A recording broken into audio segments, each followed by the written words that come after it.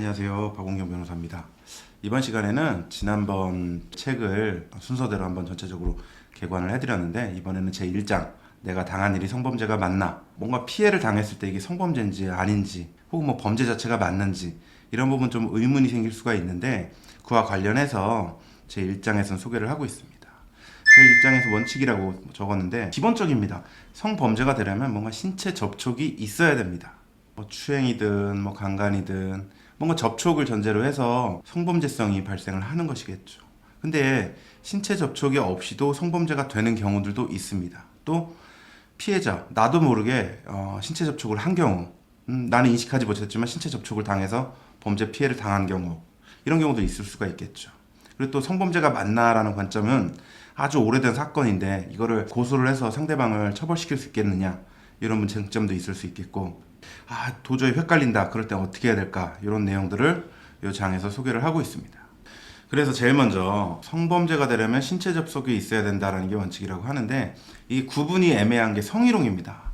오늘도 유튜브 댓글로 질문을 주셨던 분이 뭐 직장 내에서 뭐 성적인 발언이나 이런 것들 많이 들었는데 이거 형사고소가 됩니까? 이런 질문을 주셨던 적이 있어요. 이 주제입니다.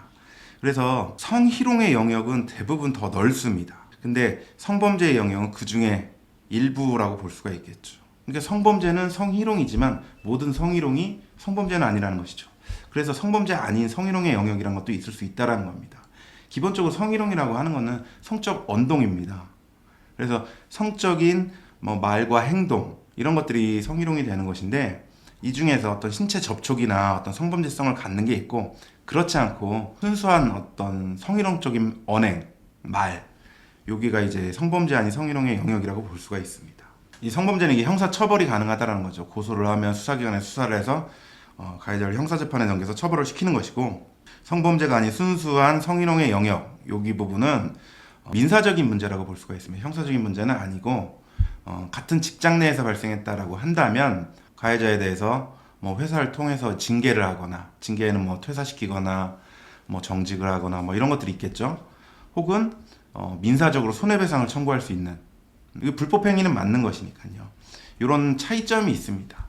그래서 이런 부분을 구분을 할 수 있을 필요가 있다는 점을 말씀드리고 싶습니다. 그러면 신체 접촉이 기본적으로 필요한데 신체 접촉 없이도 성범죄가 되는 경우를 한번 소개시켜 드리도록 하겠습니다. 제일 먼저 불법 촬영이죠. 카메라 등을 이용 촬영죄, 유포죄라고 하는데, 옛날에 무슨 몰카죄 이런 식으로 많이 표현을 했었습니다. 근데 대놓고 촬영을 했다라고 하는 경우도 이 죄에 해당이 되는 거니까 불법 촬영죄라고 이제 포괄해서 표현하는 게 정확한 것 같습니다. 그리고 합성 사진, 이게 딥페이크라고 하는데, 어떤 음란한 영상이나 동영상 이런 거에다가 타인의 얼굴을 합성시켜서 유포하는 경우, 이런 것들을 이제 허위 영상물 등의 반포, 이런 죄들이 있습니다. 그리고 또 어떤 불법 촬영물을 이용한 협박 및 강요죄가 있습니다. 옛날에는 불법 촬영죄가 성립을 하고 협박 강요죄가 별도로 성립을 했는데, 이런 유형의 범죄가 많고 또 이제 엄벌할 필요성이 있기 때문에 하나의 죄로 성폭력 처벌법에서는 규정을 하고 있습니다. 그리고 벌금이나 이런 것이 없이 징역형만 아주 중하게 규정을 하고 있는 것이죠. 그래서 촬영물에는 이제 동의 없이 촬영한 불법 촬영물뿐만 아니라 동의하에 촬영한 촬영물, 음란물 이런 것들도 해당이 됩니다. 이게 대표적으로 N번방 사건이 3번 촬영물 등을 이용한 협박 강요죄에 해당이 된다고 볼 수가 있습니다. 그리고 성적 목적을 위한 다중 이용 장소 침입행위라고 되어 있습니다. 어떤 성적 훔쳐보거나 이럴 목적으로 여자 화장실을 간다라든지 아니면 탈의실을 간다라든지, 그런데 이제 들어간 행위를 처벌하는 것이겠죠. 이 죄가 없을 때는 주거침입죄만 성립이 됐었습니다. 근데 이제 아주 특별 규정으로 생긴 것이죠. 그리고 또 통신매체를 이용한 음란행위, 통신매체, 후임 통매음죄라고 이제 규정을 하고 있는데, 게임이든 성적인 발언을 보내서 성적 목적으로 이럴 때 처벌이 되는 것입니다. 이것도 이제 신체 접촉 없이도 발생할 수가 있는 것이겠죠. 그 외에도 직접적인 추행은 아니지만 추행죄가 되는 사례들이 있습니다. 특수한 사례들이 이제 강제추행죄인데, 아주 밀폐된 장소에서 미성년자를 대상으로 해서 그 앞에서 어떤 음란 행위를 했다. 이건 접촉이 없다 하더라도 추행죄가 성립될 수 있다라는 대법원 판례가 있고, 혹은 공범으로서 내가 직접 가담을 하지 않았지만 같이 추행 행위에 가담이 된 경우, 이런 경우도 이제 추행죄가 될 수 있는 사례들이 있습니다. 이 경우도 모두 다 이제 신체 접촉 없이도 성범죄가 될 수 있다라고 이해를 하시면 좋을 것 같습니다. 나도 모르게 신체 접촉이 된 경우, 예를 들자면 이제 준자 붙은 범죄들이 있습니다. 중강간, 준유사강간, 중강제추행 이런 것들은 술에 취하거나 혹은 뭐 잠이 든 상태 이렇게 해서 뭐 심신상실 상태에서 어떤 범행들이 일어나는 것이겠죠. 그래서 피해자가 명확히 인식하지 못한 상태에서도 신체 접촉을 통해서 범죄가 발생하는 경우도 발생할 수가 있습니다.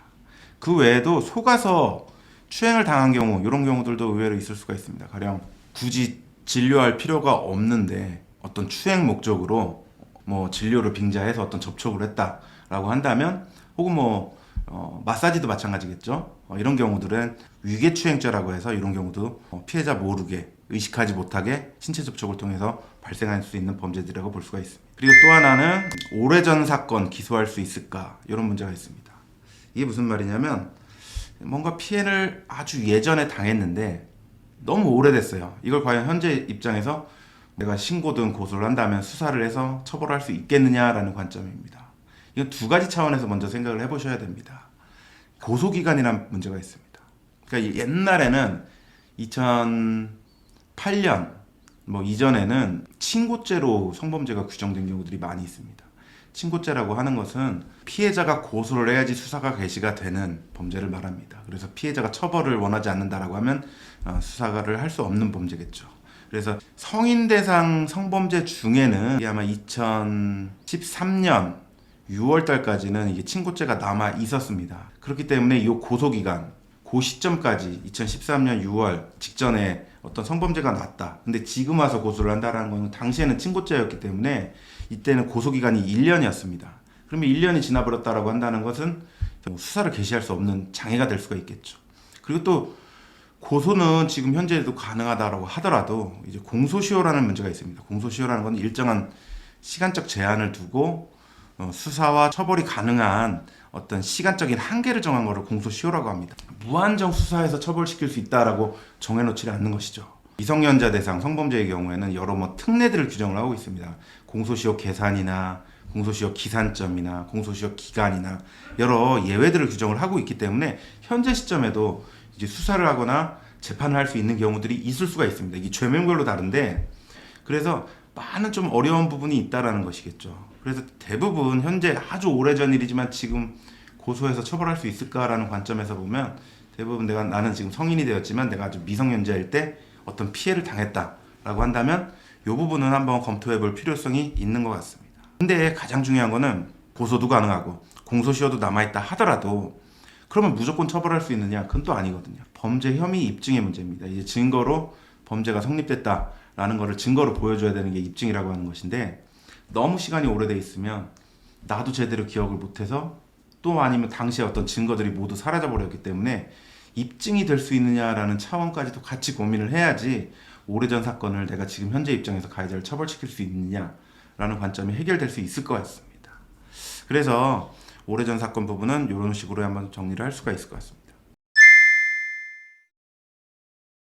가장 중요한 거는 어떤 전문 변호사랑 상담을 해보시는 게 중요합니다. 그래서 사안별로 가능성을 좀 가늠해 볼 필요가 있고 변호사를 만나는 게 어떤 비용적인 부담이나 이런 게 있다라고 한다면 뭐 인터넷이든 뭐 성폭력 상담소나 이런 데도 이제 변호사들이 상주해 있는 경우들이 있습니다. 그런 데 문의를 하시거나 아니면 인터넷으로 이제 관련 법 규정이나 판례를 직접 찾아보는 방법도 있습니다. 이제 대표적으로 뭐 형법, 성폭법, 아청법, 뭐 아동복지법 이런 법률들이 있습니다. 적용될 수 있는 법률들을 한번 연구를 해보는 것도 필요할 것 같습니다. 그래서 이번 시간까지는 제 1장 내가 당한 일이 성범죄가 맞느냐 그리고 또 그와 같은 여러 유형들 그리고 또 오래된 사건의 경우에 과연 가해자를 수사해서 처벌시킬 수 있겠느냐 이런 관점에서 제 1장에서 소개를 하고 있고 책의 내용을 대략적으로 소개를 시켜드렸습니다. 다음 시간에는 제2장 성범죄 피해를 당했을 때 어떻게 대응할 것이냐라는 주제로 영상을 또 제작해서 업로드해 드리도록 하겠습니다.